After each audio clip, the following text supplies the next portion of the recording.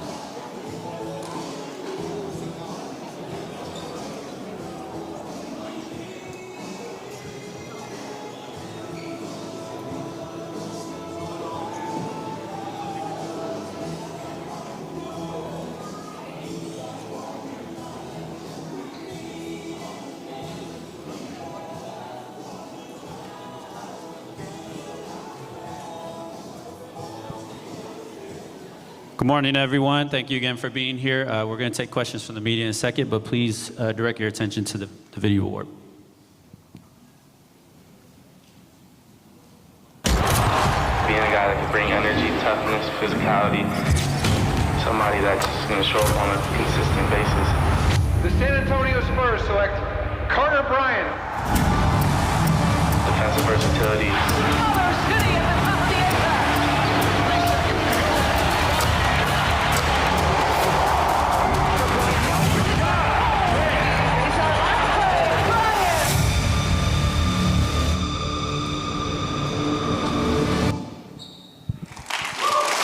The 14th pick in the 2025 NBA Draft, Carter Bryant.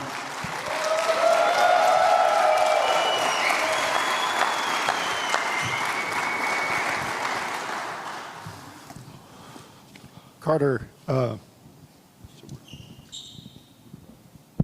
welcome to San Antonio. I was just wondering the environment in here and seeing the championship banners, what does that do for you?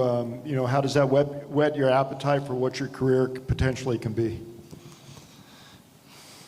I think for me, it's just another motivator. I've always been an individual that's self-driven. Always had dreams and aspirations of winning championships, but being able to walk into a building and see these every day, it just adds that extra motivation of what you need to accomplish, because it's what the people before you've done, and that's the standard. Hey Carter, good to see you again. I'm just curious what the last 48 hours or so has been like for you, and has it kind of sunk in that this is you're in the NBA now? I really don't know. There's a lot of emotions going on. I think I've been saying that for the most part.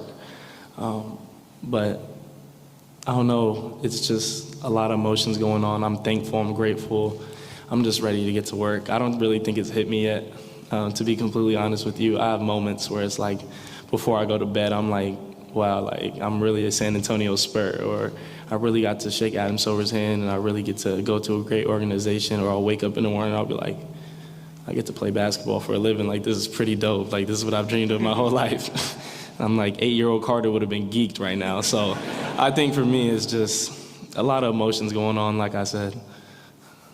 Hey, Carter. Congratulations.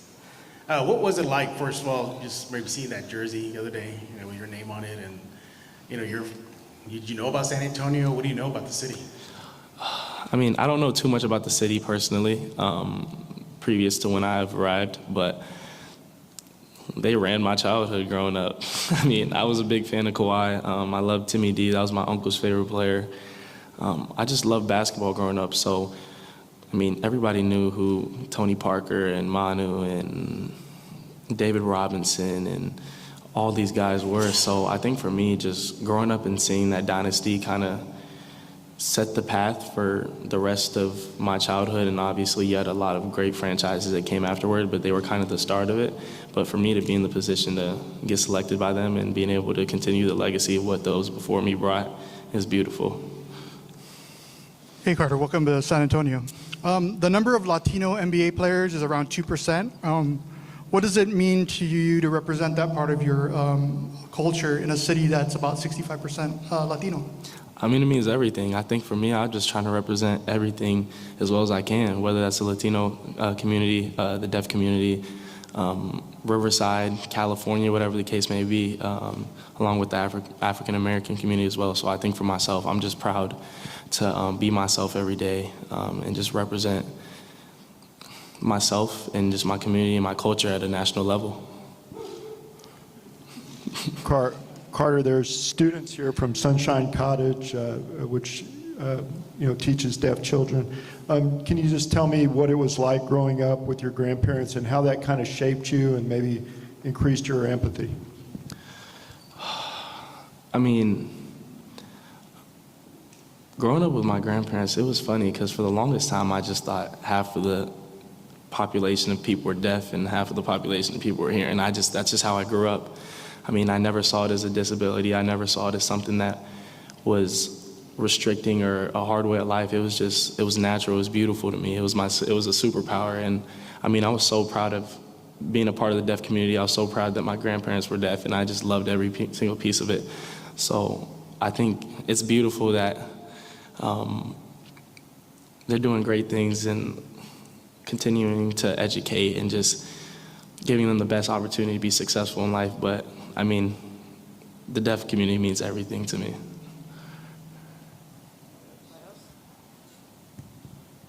Number 11, Carter Bryant. Thank you, Carter.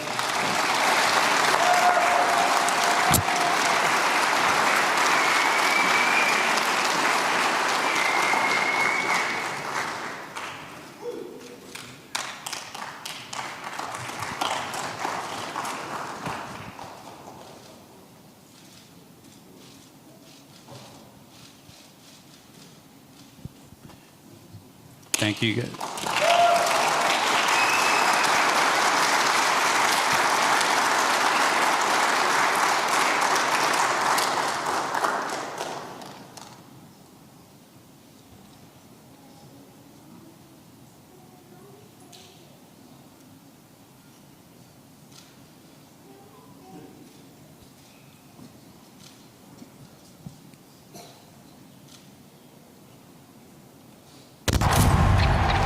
You should want to have pressure. I mean, if you have pressure, you're doing something right.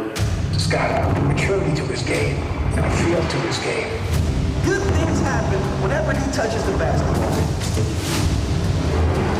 With the second pick in the 2025 NBA Draft, the San Antonio Spurs select. Steps back for Harper. Test the three.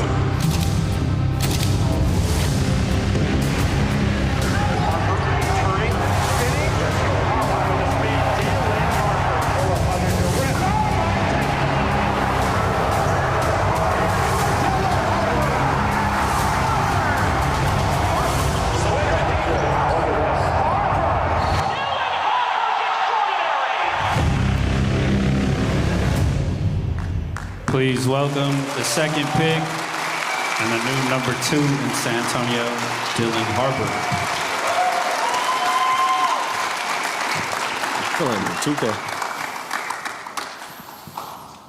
Dylan, welcome, San Antonio.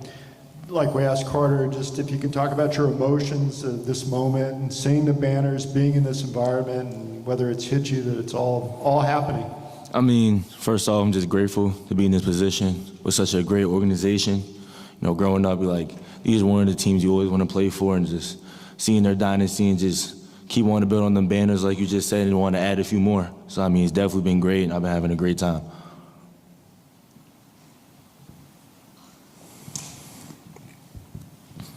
Hey, Dylan, I know you and Carter go way back, and Carter actually told us the story of the draft about you guys playing each other. How you couldn't guard me? Yeah. I was going to ask if you remembered that story, which I guess you do. I remember that story.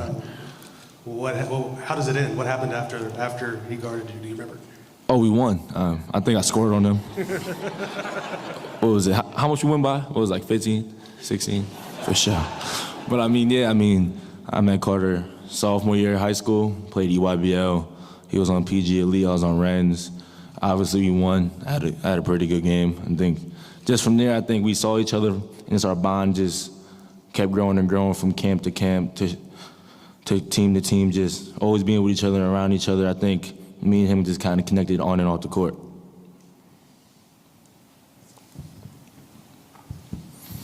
Hello, congratulations, Dylan.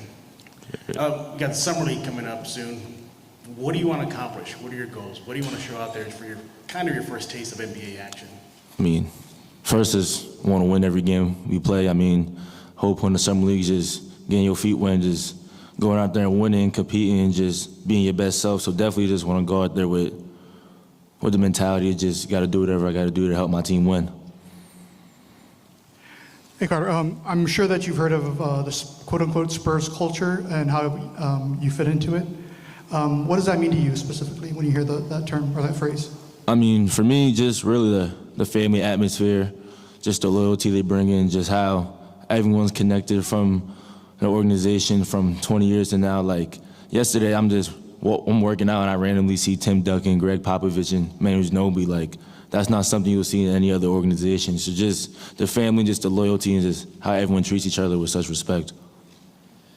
Hey, Dylan, you just brought up Pop, Timmy, Manu, like you got all these old heads around, but this core that you're entering is a really young core. What does that mean? Like, what's the perspective like for you guys to build something together? I mean, I can't speak for Carter, but I think both of us just want to fit in how we're gonna fit in, just keep growing and elevating this young core, like you just said. I mean, the way they're playing, you can see the flashes, everything else. So for me, just wanting to come in and just whatever coach asks me to do and whatever's the best for the team, I'm gonna go out there and do. Hey, Dylan, the Spurs have a little bit of a mini legacy here, the last two rookies of the year. You feel a little pressure to maybe keep that going? I mean, I don't think I feel no pressure, but I definitely want to keep that going. That's definitely a goal of mine, but I mean, probably my biggest goal is just getting better every day and just taking day by day, step by step, and just learning from everyone I can. What has Coach Mitch Johnson's message to you been as he's welcomed you into the team? Definitely just be yourself. I mean, we picked you for a reason. Just always going with that mindset, just being yourself and just not backing down for anyone. Just honestly be yourself, really. Hi, Dylan. Welcome. First of all, San Antonio is a very Hispanic community, so how many Spanish do you know? And my another question is, San Antonio, it's a taco city. We welcome Wembanyama with his favorite taco breakfast order. What is your taco order? So for the first question, I don't know any Spanish. I'm not even gonna lie to you. I'm not gonna sell you a lie. I don't know any Spanish. I would love to learn though. I think that's a part of me, my growing. But I mean, breakfast taco is definitely like top 2 or 3. It's not better than big egg and cheese, but it's up there for sure. For sure. Dylan, Brian Wright was talking about like how you're a confident guy, but humble at the same time. How do you strike that balance? Just, I think my confidence and all that comes from all the work I put in. I feel like I'm one of the hardest working people out. I just know how much work I put in, but at the same time, I mean, you still gotta be humble because just, you know, how quick you get everything, I mean, everything can go away. So just having that mentality and that mindset, just being humble and just not think you're better than anyone else. Dylan, the Spurs fan base is craving another playoff run, another dynasty like they've had in the past. Haven't been to the playoffs in 6 years. What's your message to Spurs fans as you come in as part of this extremely young, talented team? I mean, that's going to change really quick. That's going to change quick. I mean, we're going to make the playoffs. But just, I think for the Spurs fans and everyone else, just, I mean, I think our group is very exciting. There's a whole lot to look forward to. I mean, just sky's the limit for this group that we got. Hey, Carter. I'm sorry. Dylan over here. Sorry. Yeah. You shared on social media the moment you saw your Spurs jersey there. Tell us about that moment. What was going through your mind when you saw that jersey hanging there with your name on it? I mean, it didn't feel real. I mean, it's like everything's kind of a blur. Just seeing your name on an NBA jersey for the first time is probably one of the best feelings besides from getting your name called. So just seeing my name on the jersey, that number 2, and just seeing that's on the Spurs jersey was amazing. The new number 2 in San Antonio, Dylan Harper.